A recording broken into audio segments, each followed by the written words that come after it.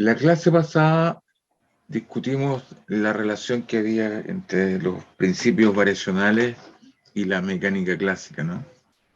Y el resumen de eso es que hay un objeto que se llama la acción, que depende, va a una trayectoria en una dimensión, depende de la posición de la partícula, y es un funcional, que es la integral de un cierto tiempo de 0 a un tiempo de 1 Sí. de el lagrangiano, ¿no?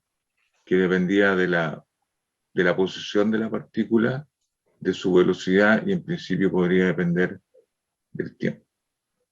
Y el lagrangiano, ¿cierto? Que era esta función, era la energía cinética, el K, menos la energía potencial de la partícula, o sea, un medio de la masa por x punto al cuadrado menos u de x. Y la idea es que las trayectorias físicas clásicas, o sea, la mecánica clásica, la trayectoria que sigue un sistema minimiza la acción.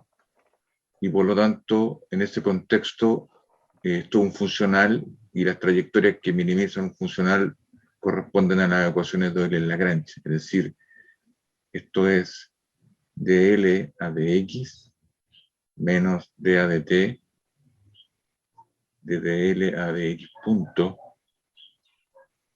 tiene que ser cero. Y estas ecuaciones de Euler-Lagrange eran idénticas a las ecuaciones de Newton en este caso, ¿no? Sí. Eran completamente equivalentes.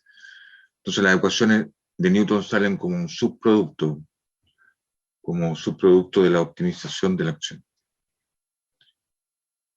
Ahora, aquí el funcional depende de una sola coordenada, que es la posición en el eje, que está, aquí estamos hablando del movimiento de una partícula que solamente se movía en el eje X. ¿Sí? Para allá. Esto está el origen aquí, la coordenada era X de t. ¿Qué pasa si yo tengo varias partículas o tengo una partícula que vive en un mundo de 3 dimensiones? Tengo más coordenadas.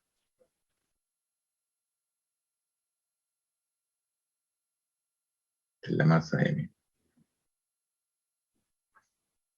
¿Qué pasa si tengo una partícula que vive en 3 dimensiones? Y lo quiero estudiar desde este punto de vista. Tengo aquí un sistema de coordenadas. Tengo coordenadas x, y z. Y tengo una partícula aquí que se mueve, cuyo vector posición es r de t. Y eso significa que esto es un vector y tiene componente x que es función del tiempo, tiene componente y que es función del tiempo, y tiene coordenada z que depende del tiempo. Cuando el tiempo pasa, cada una de estas coordenadas cambia y la partícula entonces describe una trayectoria en el espacio de 3 dimensiones. Esta partícula tiene 3 grados de libertad porque hay 3 funciones de una variable que es la variable independiente, que es el tiempo, y que describen el movimiento. Entonces, ¿cuál será el lagrangiano en una situación aquí si esto tiene masa m y está sujeto a una fuerza, por ejemplo, una fuerza conservativa que vive en 3 dimensiones? Entonces, en este caso, la fuerza tiene que ser el gradiente de la energía potencial. Entonces, si tú quieres esto equivalente, es decir que, mire, la fuerza en el eje X es la derivada de la energía potencial respecto a X, la fuerza que aparece en el eje Y es la tasa de cambio de la energía potencial a lo largo del eje Y, y la componente Z de la fuerza es menos la derivada de energía potencial respecto a Z. Aquí el U, estoy pensando que el U en general es una función de las 3 coordenadas, X y Z, porque ahora ya no vivo solo en una dimensión, vivo en 3 dimensiones, y la energía potencial podría depender de cualquiera de las coordenadas. Esto que es la generalización de una fuerza conservativa al caso de 3 dimensiones.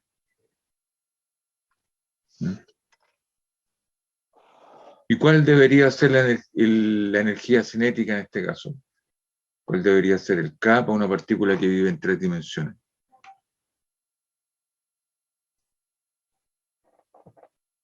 ¿Cuál dijo, profe? No lo entendía lo que me preguntó.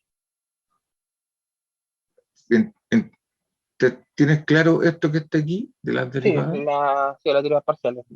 El teorema fundamental del cálculo nomás, Ah, de ya. nuevo. Porque si yo integro, por ejemplo, esta fuerza, que le vamos a poner C de conservativa, Sí. ¿ya? Porque las fuerzas se obtiene derivando energía potencial.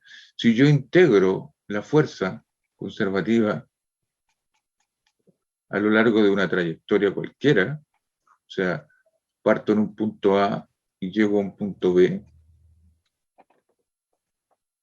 y elijo un camino arbitrario y me calculo la integral de línea de esto, el resultado no depende del camino. Y como Depende tiene del... primitiva, esto es, en nuestra notación, es menos la primitiva en el punto final, o pongámosle I y F de inicial y final, menos la primitiva en el punto inicial. El teorema fundamental del cálculo, ¿no? La primitiva en el punto final menos la primitiva en el punto inicial. Una energía potencial. Okay. Si tú quieres, la primitiva en realidad es menos la energía potencial. Y este es el teorema fundamental del cálculo. Y la gracia que tienen las fuerzas conservativas, es decir, cuando la fuerza se obtiene de derivar o tomar el gradiente de la energía potencial, la integral no depende del camino. Da lo mismo cuál es la trayectoria que tú elijas. El valor que tú tienes al integrar depende solamente de la información en el punto final y inicial y no de lo que pasó entre medio. Es como que no tiene memoria el sistema en ese sentido. Solo recuerda el principio y el final. Lo que pasa entre medio no lo ven. Y esto es el teorema fundamental del cálculo. ¿Te fijas?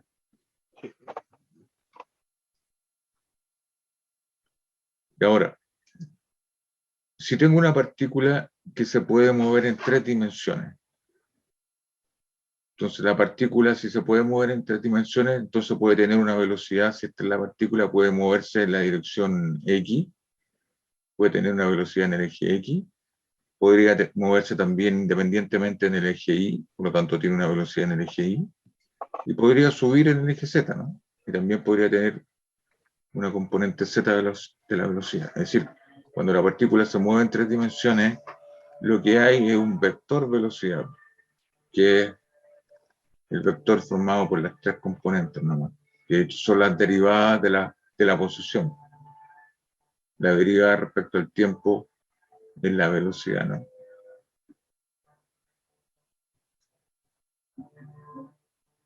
Los X, los Y, los Z se miden en metros y el tiempo se mide en segundos, por tanto este vector, las unidades de este vector son metros partido por segundo. Así que cuando una partícula se mueve en 3 dimensiones, tiene 3 velocidades independientes, 3 numeritos independientes, que son las componentes de la velocidad. ¿Cuál será la energía cinética de esta partícula? La derivada de la posición con respecto al tiempo. No, porque esa es la velocidad. La velocidad. Esa Esa es es la la velocidad. velocidad. Si se moviera en una pura dirección, suponte que la partícula se mueve en el eje X nomás, ¿cuál sería Sí. su energía cinética? Su energía cinética vendría siendo la velocidad, ¿cómo era la velocidad? La velocidad al cuadrado dividido no me acuerdo Sí, cómo era, era un medio de la masa de la partícula por la velocidad al por cuadrado. la velocidad en el eje X, ¿sí o no? Sí. Al cuadrado. Al cuadrado. Ahora suponte que la partícula se mueve en el eje Y nomás, y no se mueve en ninguna otra, se mueve a lo largo de esta línea. ¿Cuál sería su Vendría. energía? Lo mismo, un medio de la masa por la velocidad al cuadrado, pero en el eje. ¿Ya? pero en el eje Y. Y ahora, si solamente se moviera en el eje Z, Lo mismo, pero con Z. con Z. En la velocidad con el eje Z. Y ahora, si se mueven los tres, tengo que sumar las tres energías de Sí. movimiento en cada una de las distintas direcciones, ¿te fijas o no? Sí. Y esa es entonces la energía cinética. De hecho, aquí yo puedo factorizar por un medio de la masa, y este vector, esto en escalar, esto es bx cuadrado más by cuadrado más bz cuadrado. Y eso es la norma del vector velocidad al cuadrado, ¿no? Sí. Entonces, este es el vector velocidad, la norma de él, que es la raíz cuadrada de la suma de las componentes al cuadrado, y como está al cuadrado se va a la raíz. Así que cuando una partícula se mueve en tres dimensiones, entonces la energía cinética es un medio de la masa por la norma del vector velocidad al cuadrado, que es lo mismo que sumar la energía cinética a lo largo de cada uno de los tres ejes de manera independiente. ¿Te fijas? Y el lagrangiano, entonces, debería ser para esta partícula, el lagrangiano debería ser la energía cinética menos la energía potencial. Es decir, esto es un medio de la masa por la norma del vector velocidad al cuadrado menos la energía potencial, que puede depender en principio de las tres coordenadas. Entonces, en este caso, el lagrangiano es una función de ¿quién? Es una función de x, de y, de z y de cada una de sus velocidades, es decir, x punto al cuadrado y punto, y punto, x punto y z punto, son las coordenadas de la velocidad.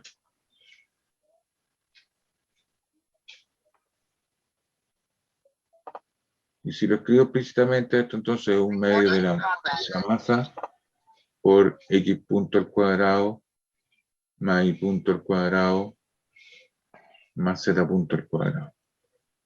Esa energía cinética menos su energía potencial, dependiendo de la fuerza conservativa a la cual esté sujeta esta partícula.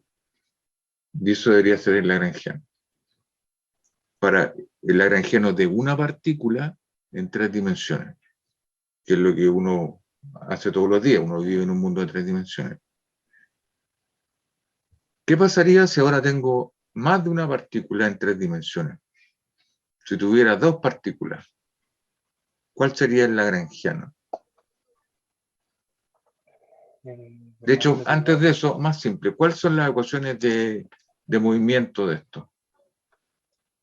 Las ecuaciones de movimiento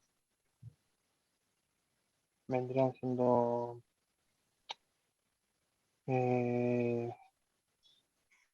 no sabía. Fíjate que el lagrangiano original que estudiamos en la clase pasada tenía una pura coordenada, ¿no?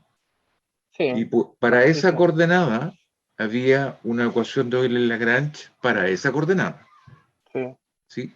Ahora, la acción depende, la acción, ¿de quién dependería? Dependería de la trayectoria, el x de t, el y de t y el z de t.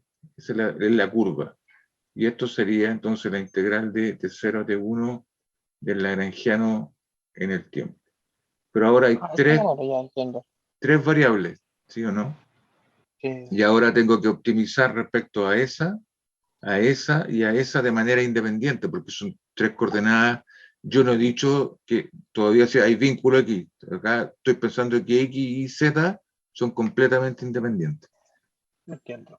Entonces tengo que optimizar esto respecto a x, tengo que optimizar respecto a y tengo que optimizar respecto a z. Si optimizo respecto a x, debiera obtener una ecuación de Euler-Lagrange asociada a esa coordenada x. Si optimizo respecto a y, debería obtener una ecuación de Euler-Lagrange asociada a la variable y. Entonces aquí debería ser un y, aquí un y punto. Y si optimizo respecto a z, entonces debería tener la misma ecuación, pero con z y z punto. Es decir, por cada coordenada independiente que yo tenga en mi acción, yo tengo una ecuación de Euler-Lagrange asociada a esa coordenada que viene del proceso de optimizar respecto a esa variable. Entonces la optimización de la acción debería arrojarme en este caso una ecuación de Euler-Lagrange para el eje X. Pero o sea, una por cada uno, ¿cierto? Una por cada uno. Sí. Y esto debería ser de L a D. X Pero punto. eso funciona solamente si son ley. Justamente. Exactamente. La próxima semana vamos a ver qué pasa cuando tú pones vínculo entre las variables. Ya. Por ahora las vamos a pensar independientes, nomás que el problema más simple.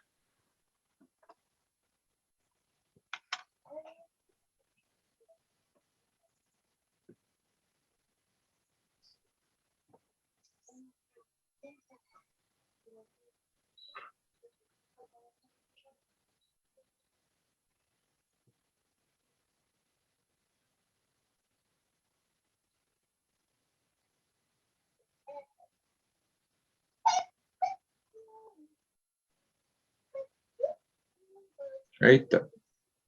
Ahí están las ecuaciones de Euler-Lagrange, entonces, para la partícula en 3 dimensiones. Tengo una ecuación de Euler-Lagrange para cada eje, si tú querés. Ahora, esa ecuación debiera ser equivalente a qué ecuación en términos de Newton. El virus de Newton, si lo nombró la clase pasada, no me acuerdo cuál era. Porque está acá, ¿no? Esto, de hecho, debería tener un A la subíndice fuerza, ¿verdad? Que X, lo sigue. que eso debería ser Sí. X. Entonces, esta debería corresponder a la ecuación de Newton a lo largo del eje X, es decir, este debe ser la fuerza resultante en el eje X, tiene que ser la masa por la aceleración en el eje X. La otra debería ser equivalente a la fuerza resultante en el eje Y, igual a la masa por la aceleración en el eje Y. Y la tercera debería ser la fuerza resultante a lo largo del eje Z, tiene que ser la masa por la aceleración en el eje Z. Y estas tres ecuaciones, estas tres de aquí, son equivalentes a la ecuación vectorial, F igual a M por A vector, que es la misma ecuación, pero escrita para cada eje nomás. ¿Dije? Entonces, por cada variable independiente que tú tengas en un sistema físico, tú tienes una ecuación de Euler-Lagrange. Eso siempre, siempre, siempre. Siempre. Siempre. ¿Ya? Ahora, si no son independientes las variables, entonces esto no es cierto. Sí, pero sí. Debe decir, o sea, si tú dices, sabes que yo en realidad de las tres variables tengo un vínculo y por lo tanto me quedan dos variables independientes, por lo tanto deberían existir solamente dos ecuaciones de Euler-Lagrange. Y deberían haber dos ecuaciones de Newton independientes también. Ahora, ¿cuáles? Bueno, depende de la estructura del vínculo. Eso lo vamos a discutir la próxima semana. Por ahora vamos a pensar que el número de variables que considero mi problema por ahora van a ser siempre independientes. Es decir, la X, la Y y la Z viven por separado y no se ven, de alguna manera. Ahora, esto es entonces el resultado de optimizar una partícula en 3 dimensiones. ¿Qué pasa ahora si tú tienes dos partículas en 3 dimensiones?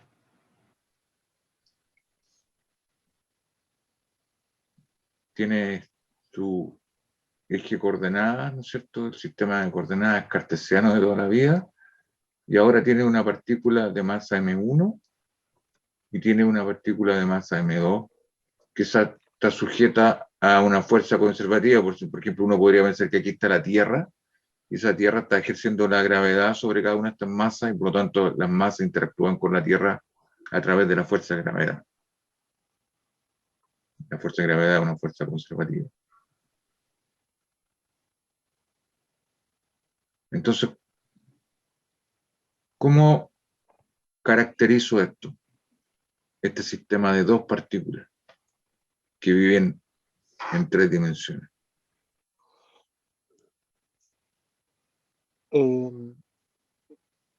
como el vector, ¿no? Ya. Esto debería tener una trayectoria, ¿no? Esto debería moverse Sí, aquí a lo largo de una curva que debería tener un vector posición R1, exacto. partícula. Y esta otra tiene una trayectoria independiente y en algún punto por aquí este gallo tiene que tener un vector posición aquí que le voy a llamar R2 asociado a la partícula 2.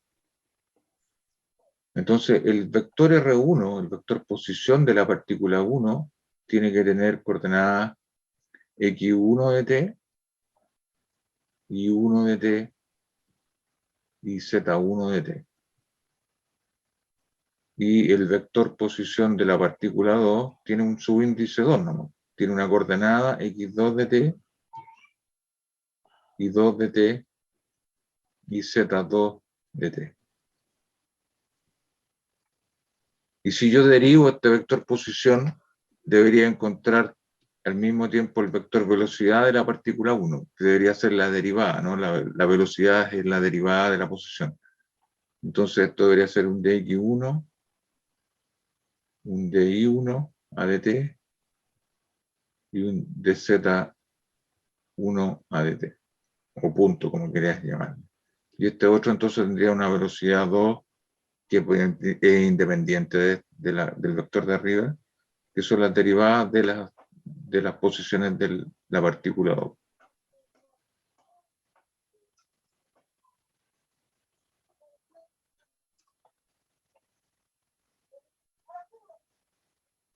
¿Cuál debería ser la energía cinética de este sistema?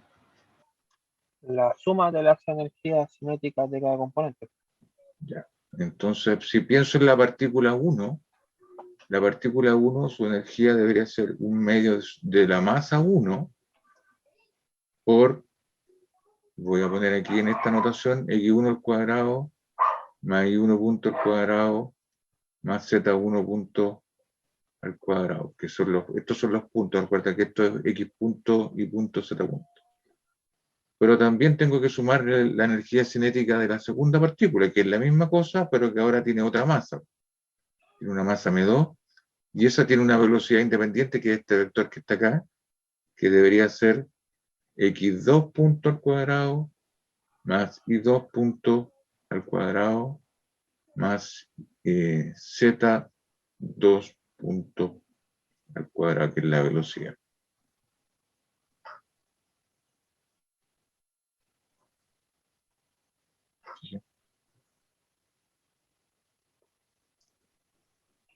Entonces se repite el mismo objeto, pero con un índice asociado a cada partícula. ¿Te fijas, no? Sí. Y la energía potencial, ¿cuál debería ser aquí? ¿Cuál debería ser? Lo voy a escribir aquí arriba, porque ¿cuál debería ser la energía potencial de este sistema?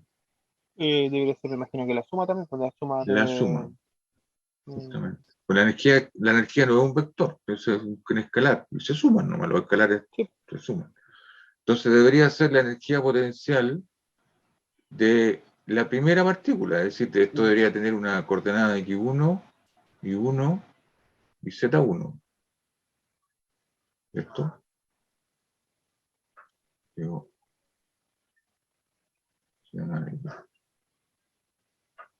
esto es un 1,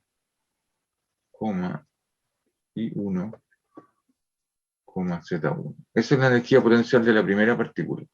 Pero, como está la segunda, también tengo que sumarla. Pero esa segunda depende de las coordenadas de la segunda partícula. Así que estos son x2, y2 y z2. Entonces, el lagrangiano de un sistema de dos partículas en tres dimensiones tiene que ser este término menos la suma de estos dos. Voy a cambiar de pizarra. Entonces, el lagrangiano del sistema de dos partículas depende de quién, de la coordenada de x1, y1, z1, la coordenada x2, y2, z2, la velocidad de x1, y1, Z1 y las coordenadas de las velocidades de la segunda partícula, que son los puntos de las dos. Entonces esto es x2 puntos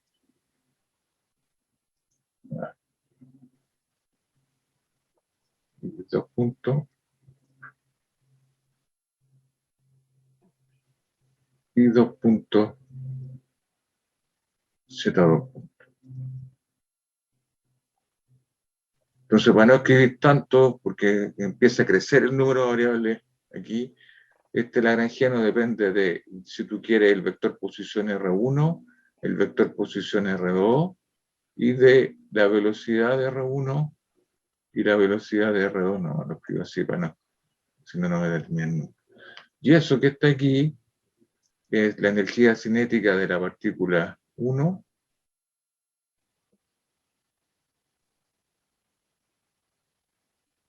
más la energía cinética de la partícula 2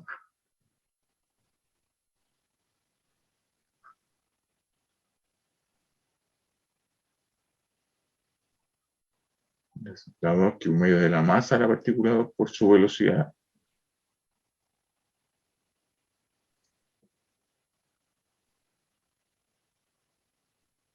Este es un 2.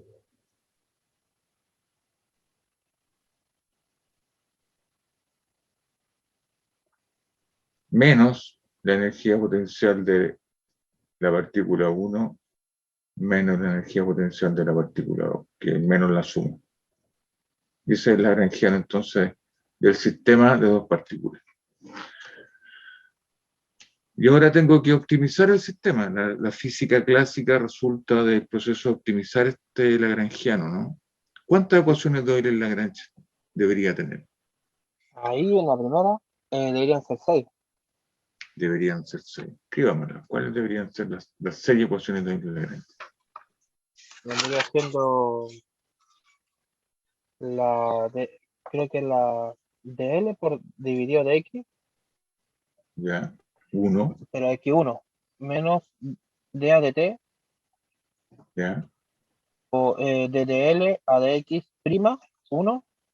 X punto 1. ¿Te acuerdas de que el Sí, punto es la derivada del tiempo? Ya. Igual a 0. igual a 0. Ya, esa es la primera de la partícula 1, la componente X. Sí, Después debería tener una ecuación para la componente Y de la partícula 1. sí. Y así es con el Z y después saltarse a las partículas 2. Exactamente. Esta es un I, no un I. Este es un I.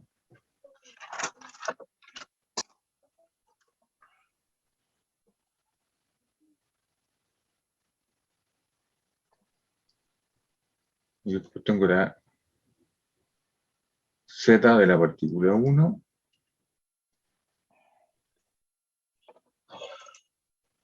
Y Z punto de la partícula 1. Estas de aquí son las ecuaciones de la partícula o de la masa M1. Y acá debería escribir las ecuaciones de la masa 2. Entonces debería tener un dL a dx2 ahora, menos dA de t de dL a dx punto 2. Bueno, lo mismo acá, dL a dI2 menos dA de t de dL a dx, perdón, I2. I2.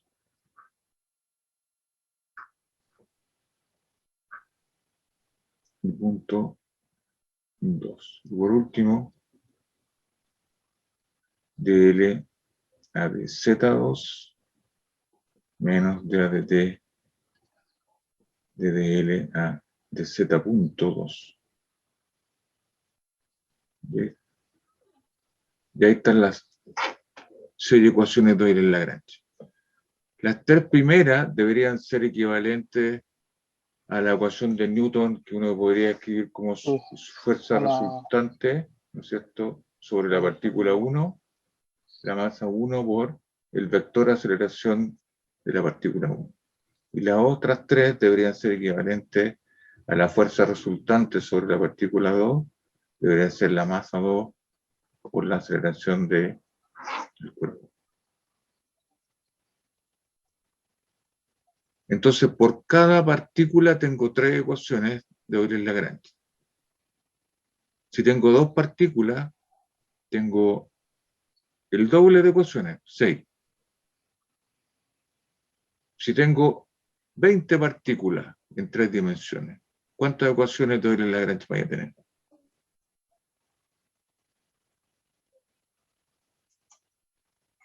Porque está escribiendo, ¿qué me dijo? Si tienes 20 partículas independientes, ¿cuántas ecuaciones de Euler-Lagrange voy a tener? Son 60. Son 60 ecuaciones.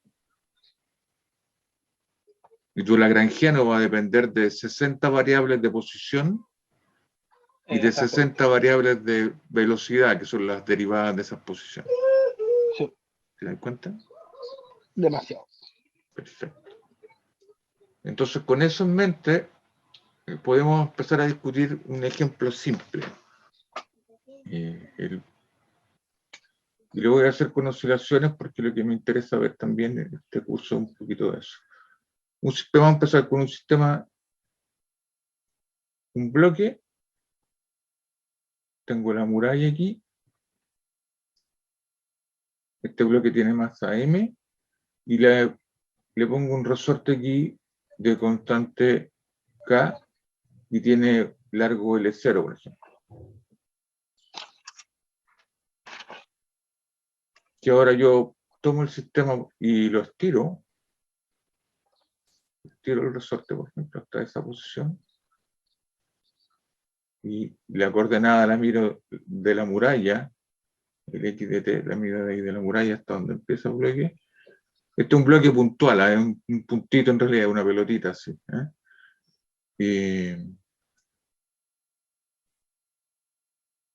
¿Cuál será su lagrangiano? ¿Cuál es el L de este sistema?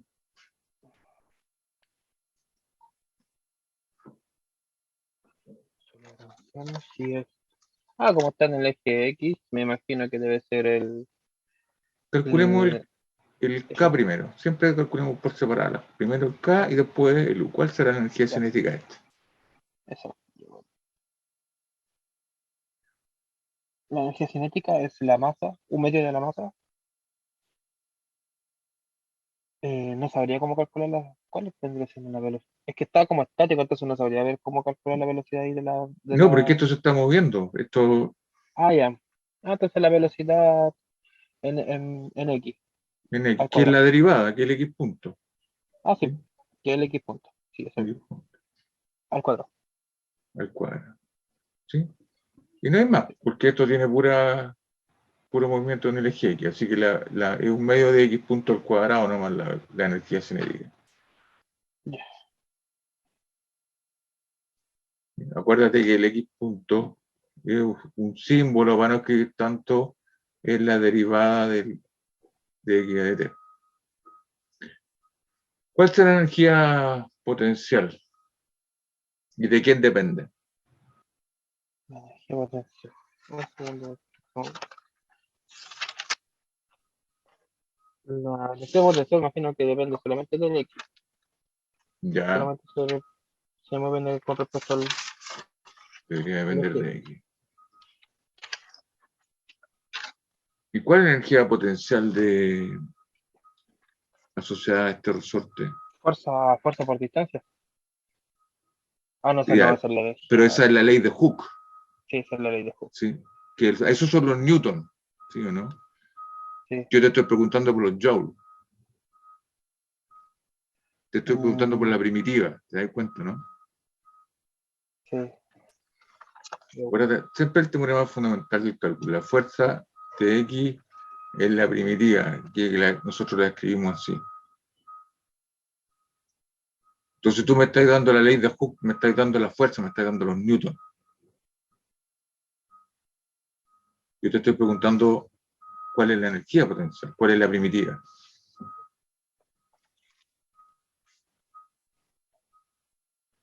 Eh,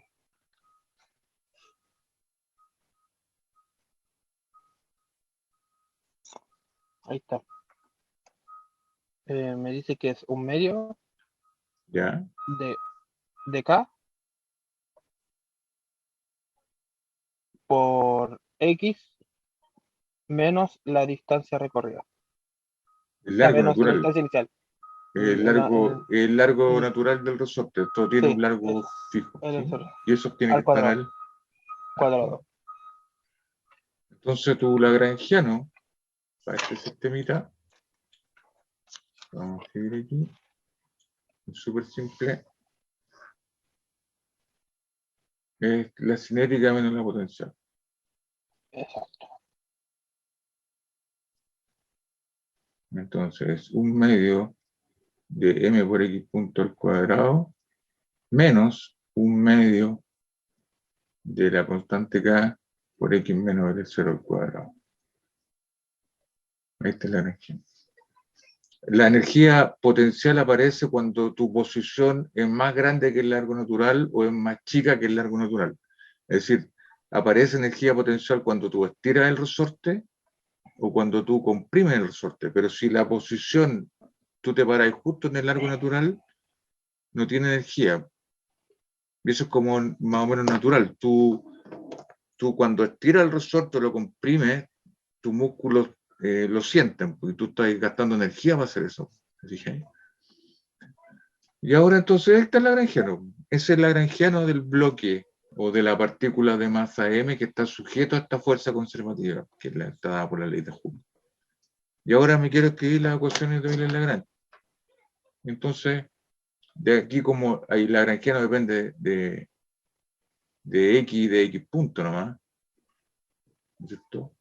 Entonces las ecuaciones de Euler-Lagrange hay una sola, está asociada a esa pura coordenada.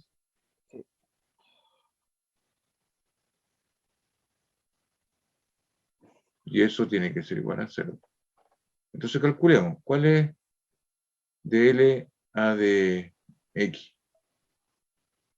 ¿Cuál es la derivada parcial del lagrangiano de esta función respecto a X?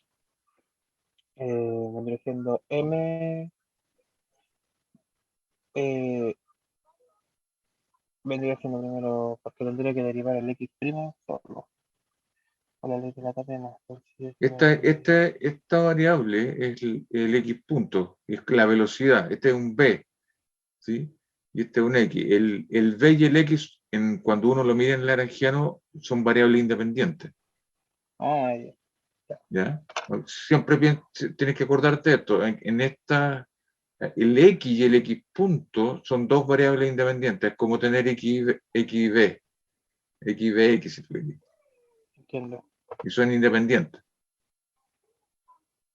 Entonces lo primero que haría sería M por M porque el 2 pasa para el frente y se consume con el otro 2 de Ya, la fracción.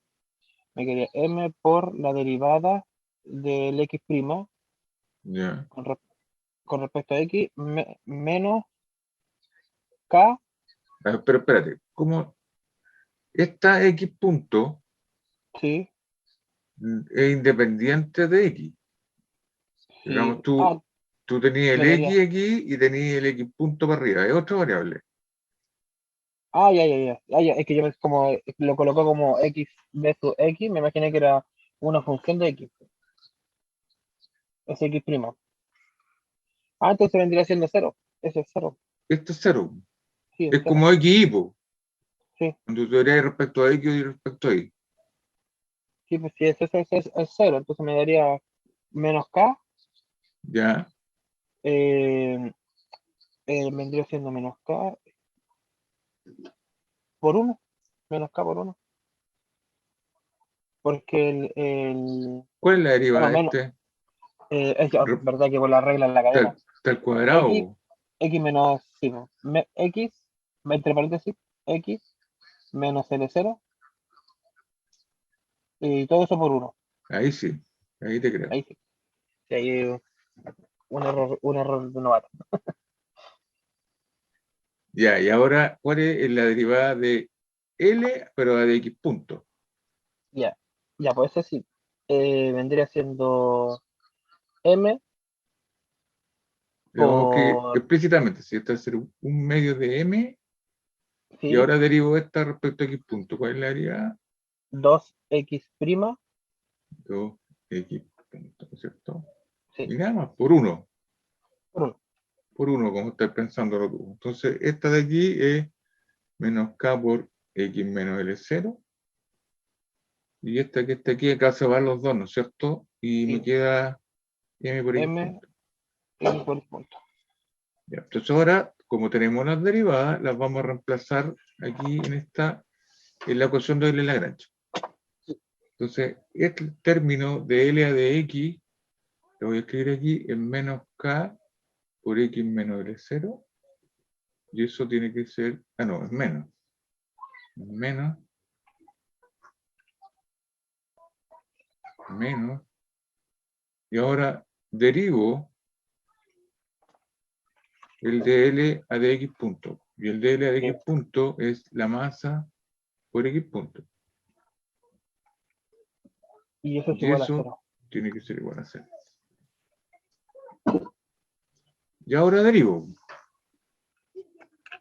Menos K por X menos L0. La masa es una constante. Si tú quieres la saco fuera ahora de la derivada. Y me queda la derivada de X punto. ¿Qué es lo que es eso? La derivada de x punto es la aceleración. Ya. Y eso es lo mismo que X2 puntos, ¿no? La segunda derivada, ¿no? Sí. Entonces la voy a escribir así. X2.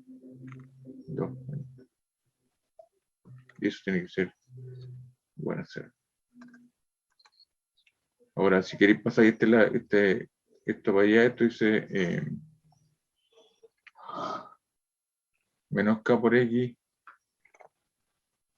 menos K por X menos L0 tiene que ser igual a la masa por X2 puntos. Bueno, pero esto que el lado izquierdo de esta ecuación es la fuerza elástica producida por el resorte y eso es la masa por la aceleración del eje X, que es la ecuación de Newton de nuevo. Sí. Pero la obtuve mediante la ecuación de Euler-Lagrange. Ahora, fíjate que al final del día lo que entrega la ecuación de Euler-Lagrange es una ecuación diferencial, que es esta que está aquí. Vamos a poner con link. Esta ecuación diferencial que está aquí.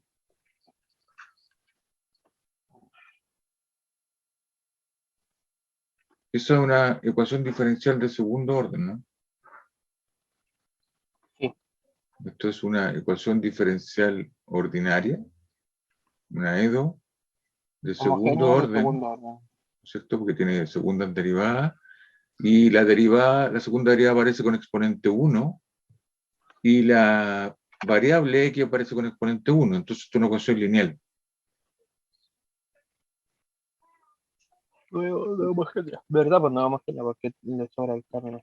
Y además es no homogénea porque tiene, Sí. si yo lo separo desde el punto de vista matemático, el K por X lo puedo pasar para el otro lado, y esto me queda menos con menos, queda un K por L0, ¿no es cierto? La puedo escribir así, K por L0, que es un factor constante en este caso, igual a K por X más M por X2 puntos. Eso. Por lo tanto, esta ecuación, desde el punto de vista matemático, uno pone todas las variables a un lado y lo que sobre lo pone al lado izquierdo. Y si el lado izquierdo en ese caso no es 0, entonces uno dice que esto es no homogéneo, ¿no? Sí.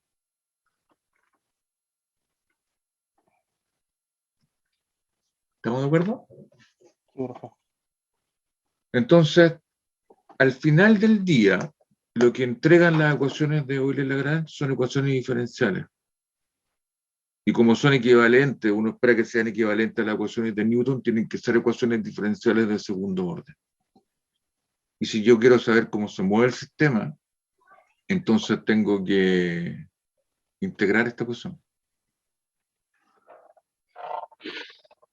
Entonces la pregunta del millón es, bueno, ¿cuál es la solución de esta ecuación? Para convertirlo a la derivada de la velocidad, me imagino. ¿Ya? Ya, primero vendría siendo convertirla de no homogénea a homogénea. ¿Ya? Eso sería lo primero. Y Entonces después de eso, lo vamos a hacer a lo físico. O sea, si uno lo mira desde el punto de vista matemático, esto es una ecuación no homogénea, y para sí, encontrar las soluciones de una ecuación no homogénea, uno puede usar variación de parámetros, ¿no? sí, Encuentra las soluciones de la ecuación homogénea, las independientes de la ecuación homogénea, y con eso se construye, vía variación de parámetros, la solución de la ecuación no homogénea. ¿Sí? Ya, pero me voy a bypasear eso y lo voy a tratar de ver desde el punto de vista físico. Lo que está al lado izquierdo es la fuerza. Entonces uno se puede preguntar si este sistema tiene algún punto de equilibrio.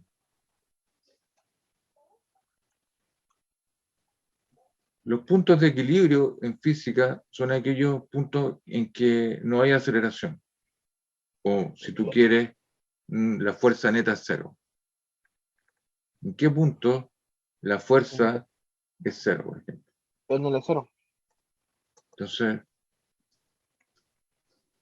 o si tú miras la ecuación, también lo puedes mirar. Ese punto de equilibrio son aquellos puntos en que no hay aceleración y en que no hay velocidad, por ejemplo. Son los puntos que están estáticos. No tienen ni aceleración ni velocidad. Si yo tomo la ecuación diferencial y en esa ecuación hago que la aceleración y las velocidades sean cero, la ecuación diferencial, si hago eso, me queda menos k por x menos L0. Tiene que, como esto es cero, lo hice cero, lo maté, me da cero. Y eso me da una ecuación para la posición, ¿no? Que es el x. ¿Y cuál es la solución de esto? Obviamente divide por k, y esto me dice que esto menos L0 tiene que ser cero, por lo tanto hay un puro punto en que no hay aceleraciones ni velocidades, y es cuando el x es justo L0, que es obviamente el punto de equilibrio, porque es el largo natural del resorte. Si tú te atas a un resorte en su largo natural, no vas a sentir ninguna fuerza y por lo tanto no vas a acelerar ni te vas a mover. Eso es lo que está diciendo esta ecuación. Entonces, este es un punto de equilibrio del sistema.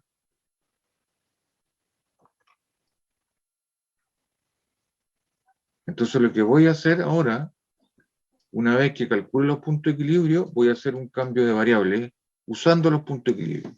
Voy a decir lo siguiente. Mire, voy a definir la variable x, la voy a escribir como el punto de equilibrio, digamos x0, que le voy a llamar aquí para diferenciarlo, más una nueva variable que mide la posición de la partícula desde el punto de equilibrio. Entonces, si tú tienes el eje X aquí, tienes el eje X, aquí está el origen, el sistema tiene un punto de equilibrio aquí en el punto x0, que en este caso es lo mismo que el largo natural, y ahora cuando la partícula se encuentra en esta posición, que el x completo, yo el x completo lo voy a escribir como el punto de equilibrio, que es x0, más un pedacito, que mide la posición de la masa, la partícula, respecto a ese punto de equilibrio. Es como cambiarle el origen. En vez de mirar las cosas desde el origen O, las vamos a mirar, vamos a poner un nuevo sistema de coordenadas en el punto de equilibrio, en este caso en el largo natural. Y la posición de la masa ahora la voy a medir desde el sistema de coordenadas que está situado ahí en el largo natural del resorte. Voy a poner un nuevo origen. Eso es lo que estoy haciendo. Entonces, si yo derivo esta ecuación respecto al tiempo, como el x0 es una constante, porque esto es una constante, la derivada es 0, y me queda que esto es lo mismo que u punto. Ahora derivo otra vez, entonces x2 puntos es lo mismo que u2 puntos. Es decir, las velocidades de la partícula y las aceleraciones de la partícula son idénticas para un observador que está en el origen inicial o bien que está en el origen situado en el punto de equilibrio. Son idénticas. Y ahora tomo eso y lo voy a reemplazar en la ecuación. Entonces, de esa identidad, de esta definición de U, el U, si tú quieres, pasa el X0 para allá, el U es lo mismo que X menos X, X0. Esa menos esa es lo mismo que U. Y la voy a reemplazar en la ecuación. La ecuación dice menos K por X menos L0, que es el punto de equilibrio. Entonces, la puedo reescribir esta ecuación aquí, la ecuación de movimiento de Lagrange, menos K por X menos L0, pero X menos L0, porque esto es lo mismo que L0, es U. Y eso tiene que ser la masa de la partícula por X2 puntos. Pero X2 puntos es lo mismo que U2 puntos. Así que puedo reemplazarlo por U2 puntos. Entonces, en vez de escribir la ecuación diferencial en términos de la variable que mide la posición respecto a la muralla, estoy escribiendo la misma ecuación diferencial, pero respecto a un origen que está situado en el punto de equilibrio. Porque el U es esa posición que mide la distancia ahí respecto al punto de equilibrio. Y ahora, ¿qué pasó? ¿Cómo esta ecuación? Si la escribo, paso todo para allá, desde el punto de vista matemático, esto es menos es K por U, más M por U2 puntos, ¿no?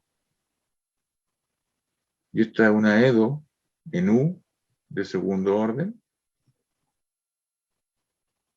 Es lineal, puesto que las segundas derivadas y la variable tienen exponente 1. Pero ahora el lado izquierdo de la ecuación es 0. Y por lo tanto esta ecuación es ahora homogénea.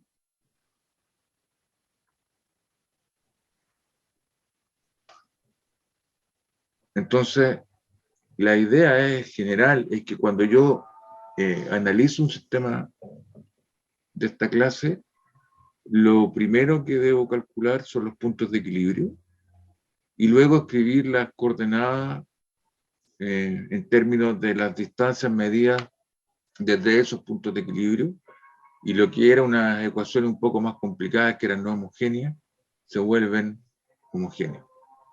Entonces el problema se simplifica un poquito. Porque ahora, en términos de U, ya no necesito hacer variación de parámetros, ¿te das cuenta, no? Porque me bastan y me sobran encontrar las soluciones independientes de la ecuación diferencial de segundo orden, ¿no?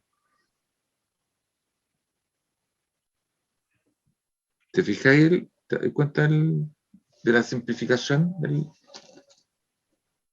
Sí, sí, estoy viéndolo y simplifica harto. Sí, cuando uno hace la variación de parámetros, la simplifica, queda mucho más sencillo. Larguito, ¿no? Sí. Entonces, y esto va a funcionar siempre que el lado izquierdo o la parte no homogénea sea constante.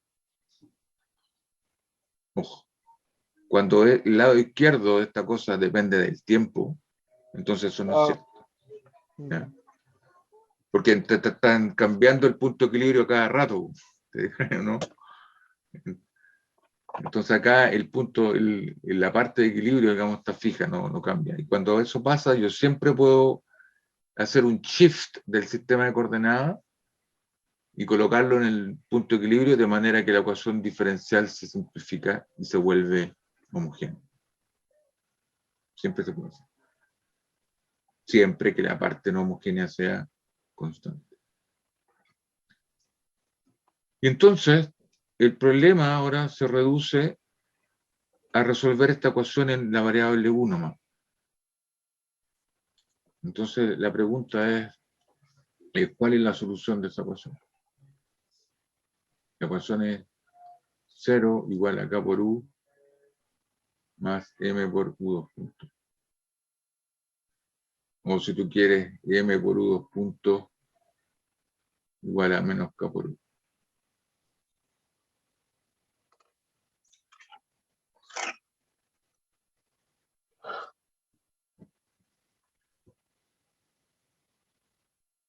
¿Te sabes la solución de esta ecuación?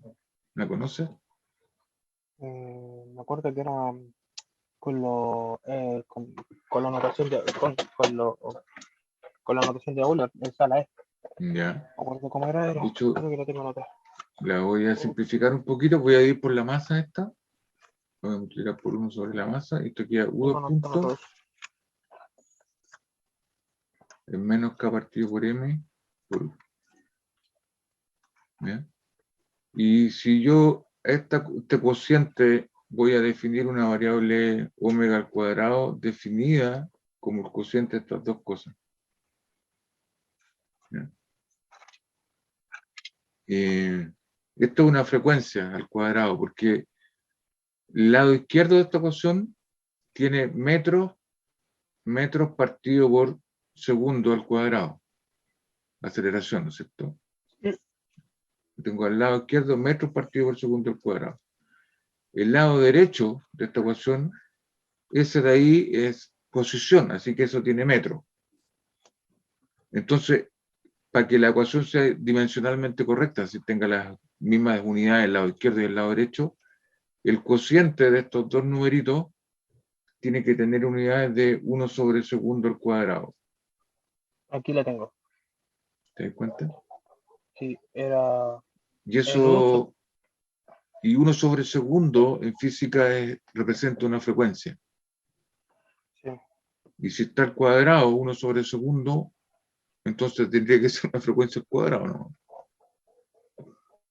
Y esa frecuencia al cuadrado, entonces la voy a denotar por esta variable omega cuadrado. Y la ecuación diferencial escrita de esa manera adquiere una forma genérica, que es la segunda derivada igual a menos esta frecuencia al cuadrado por U. Donde esto es una constante, nomás que para mi problema específico, esa constante omega cuadrado tiene el valor K partido por M. Ahora, en física, esta ecuación es súper importante y se llama la ecuación del oscilador armónico. Mm,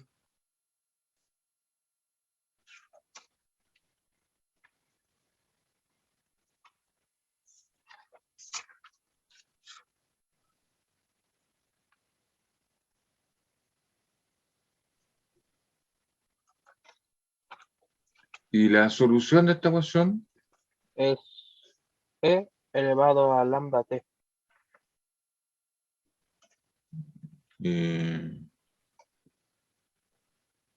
¿qué es lo que era lambda? ¿Ah? ¿Qué es lo que es lambda? A ver, aquí tengo, estaba buscando. ¿No me sale? No, tengo que buscarlo por cuál era lambda.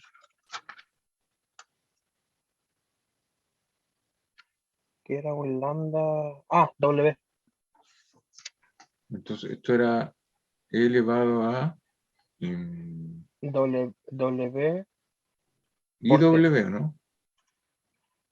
No, aquí me dice W por T. Porque si usted deriva dos veces, Sí. esa ecuación, o sea, sin el I, esa es la general usted habla. Ah, que yo tengo una o sea, esa es la más general. Esa la tengo acá. Sí, sí, es esa, la que usted me dijo. Le voy a poner un Es C y D, y la más otra, B menos I por W sub T. O sí, sea, por W por T. sí. Y La ahora, ecuación general. por la fórmula de Euler, elevado a más o menos i omega t, es lo mismo que coseno de omega t más i seno, Y por Taylor. ¿no es cierto? Mm, La fórmula de Euler. La exponencial de un número imaginario puro es un número complejo que tiene un coseno más i veces seno. Y si yo lo reemplazo esto aquí, ¡pah! Ahí, el u de t, entonces te queda un c por cos más un c por i por sen, y del otro te queda un d, pero y este es el complejo conjugado, entonces queda coseno menos y seno, porque cambia sí, el i cambia por por menos. Entonces te queda cos menos d por i sen. Y aquí lo que voy a hacer es factorizar. Miro la parte real. Esto es como c más d por cos. Y después miro la parte imaginaria. Y esto es como i veces c menos d por sen. Entonces a toda esta constante que está aquí le llamáis a, y a toda la constante que está adelante le llamas b, incluyendo el i, porque esto es un número, una constante. Esto es de la forma a cos de omega t más b sen de omega t. Y es la misma solución escrita ahora, en vez de usar exponenciales complejas, utiliza las funciones coseno y seno. Es la misma cosa. Pero, o sea, es como un cambio de base nomás. El par de funciones Sí. elevado a i omega t y elevado menos i omega t es equivalente a la base coseno seno. Es la misma cosa. Entonces la escribo en una base o en la otra si tú quieres, y el vector es el mismo, lo que cambié fue la base, pero el vector sigue siendo el mismo, el u es exactamente el mismo. Así que ahora una cosa de gusto, si tú quieres, cómo escribes la solución.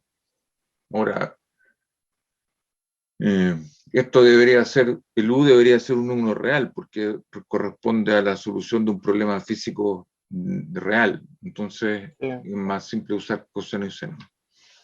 Entonces, la solución de la ecuación del oscilador armónico es una superposición de dos funciones sinusoidales. Y la frecuencia con la cual están oscilando este movimiento es el omega. Y el omega el omega al cuadrado era k partido por m. Entonces, el omega es la raíz cuadrada. El omega aquí es la raíz cuadrada de k partido por m. Y esa es la solución de la ecuación diferencial. La solución de la ecuación del oscilador armónico es siempre una superposición de seno y coseno con frecuencia raíz de k sobre m. La raíz llega hasta abajo. Esta raíz llega hasta acá.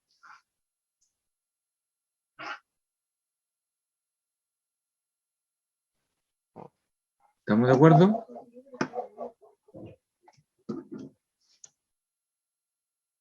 Y esto, si uno grafica estas funciones, por ejemplo, yo creo que con esto terminamos porque no tenemos. Acá estaba el largo natural y ahora yo el bloque, por ejemplo, estiré el resorte aquí inicialmente y estaba por acá el bloque. Lo suelto y lo que dice esto es que esta cosa, esta figura, tiene que oscilar alrededor del punto de equilibrio. Lo que hace esto es una función así. Y la frecuencia con la cual está oscilando, si lo miro como el tiempo va acá, y esta cosa está oscilando, es la raíz de k partido por m. Ahora, es una manera, hay una entidad matemática que me permite escribir esta superposición de coseno y seno como una pura constante c por una función sinusoidal, por seno de omega t más una fase. Y el c, tú puedes demostrar que es lo mismo que la raíz cuadrada de a cuadrado más b cuadrado. Y la tangente de phi es lo mismo que b partido por a, si no me equivoco, porque si desarrollo esto, es seno por coseno, seno por coseno, y sí, es ese que está. Entonces, son maneras de escribir la solución. Y acá uno ve que claramente la amplitud de este movimiento es C. Esto oscila entre más 1 y menos 1, por lo tanto luego oscila entre más C y menos C. Y Ya, sí comprendo. Sí, en comprendo, torno comprendo. al punto de equilibrio, ¿te fijas? Lo Las estaba mirando cosas, para ver cómo lo hizo. esto, Y estaba pensando cómo lo hizo esa parte del cambiar el CD y después convertirlo en el seno y dije, ya lo comprendí. Utilizó esta cuestión del suma de ángulo. claro, lo que pasa es que si tú tomas esta expresión, seno de omega t más phi, y escribe la fórmula del ángulo, de la suma de La ángulos, ¿no? suma, ¿Sí? Esto es C por el seno del primero por el coseno del segundo, más C por el coseno del primero por seno del segundo, ¿no es cierto? sí, Y tú quieres que esto de aquí sea lo mismo que está acá, ¿sí o no? sí, Tú quieres que esto sea lo mismo. Entonces, tú quieres que esto sea igual a A por coseno de omega t más B por seno de omega t. Eso es lo que estás pidiendo. Para que la solución, estás reescribiendo nomás la solución. B seno y A cos. Entonces, para que estos gallos sean iguales, este tiene coseno y este tiene coseno. Entonces, este factor que está aquí tiene que ser igual a ese. sí. Y el factor que está acá tiene que ser igual al B. Entonces, C por coseno de phi tiene que ser B y C por seno de phi tiene que ser igual a el A, para que estas cuestiones sean iguales. ¿Sí o no? Sí, ¿Estás de acuerdo con eso? sí, profesor. Y ahora divide estas ecuaciones. Divide la de abajo por la de arriba. La tangente debe por debe de abajo. Entonces, cuando las divida, te queda que la tangente de phi tiene que ser igual a partido por b. Entonces está mal escrito. A partido por b. Sí. Eso. A partir de al otro lado está mal. Claro, eso es a partido por b. Ahí sí. Ahora, si eleva al cuadrado estas ecuaciones, entonces te queda c cuadrado por coseno cuadrado igual a b cuadrado y c cuadrado por seno cuadrado igual a cuadrado, y ahora súmala. Entonces factorizar por c cuadrado y te queda coseno cuadrado Más seno cuadrado y más esto seno suma. cuadrado igual a cuadrado más b cuadrado. Y como coseno más cuadrado más seno cuadrado vale 1, entonces c cuadrado tiene que ser igual a cuadrado más b cuadrado, y por lo tanto c es la raíz. Entonces, de hecho, uno puede hacer un monito aquí con un triángulo. Un triángulo así, este es el ángulo phi, este es c, y de aquí la proyección en el eje adyacente es b, entonces este debe ser el cateto b, y la que lleva seno, que es el cateto opuesto, tiene que ser el a. Acordarse así memotécnicamente después, fácilmente. Sí, se me olvidó. Este es el 90. Pero simplemente tratando de comparar esta expresión con la original, que era las dos soluciones LI de la ecuación del diccionario. La gracia de esta es que tú claramente ves la amplitud del movimiento, porque el U nunca va a ser mayor que C, ni nunca va a ser menor que menos C. En cambio acá es como difícil de verlo, cuál es la amplitud. Acá es trivial. Y la choreza es que la amplitud es la raíz cuadrada de la suma de los cuadrados de estos factores de escala que están aquí. Y hasta ahí llega el resorte nomás, no oscila más allá. Ni llega de más C o menos C desde el punto de equilibrio, porque esto está oscilando el U, es esa variable que está ahí. Ese es el U. Y el Entiendo. U es el que está oscilando más C para la derecha o menos C para la izquierda. Con una cierta frecuencia que es la raíz de K partido por M. Entre mayor sea la constante del resorte, esta cuestión, la frecuencia es mayor, entonces oscila más rápido. Si la constante es chica, entonces oscila más lento. Pues depende de acá. Depende, claro. Fíjate que la frecuencia de oscilación dependen de los parámetros que venían en el lagrangiano. El K venía de la energía potencial y la masa venía de la energía cinética. La, los parámetros del sistema físico determinan con qué frecuencia finalmente va a oscilar la partícula.